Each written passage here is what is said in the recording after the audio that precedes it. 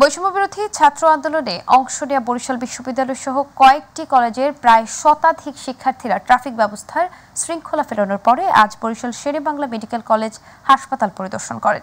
এই সময় তিনটি দলে ভাগ হয়ে ছেলে এবং মেয়ে শিক্ষার্থীরা প্রথমে হাসপাতালের আউটডোরে ঔষধ প্রতিনিধিদের উপস্থিতি পেয়ে সচেতন করে বের করে দেয়।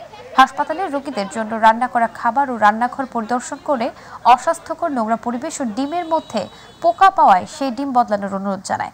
এছাড়াও বিভিন্ন ওয়ার্ডে চিকিৎসকরা সঠিক সময়ে না আসায় রোগীর হয়রানি হওয়ায় এবং এর প্রতিবাদ জানান। এ সময় শেরেবাংলা মেডিকেল কলেজের পরিচালক ডক্টর সাইফুল ইসলামের কাছে শিক্ষার্থীরা গিয়ে বিভিন্ন অসঙ্গতির কথা তুলে ধরে চিকিৎসার মান বাড়ানোর পাশাপাশি প্রথমে সচেতন করে পরিচালককে 24 ঘন্টার আলটিমেটাম দিয়ে আসে।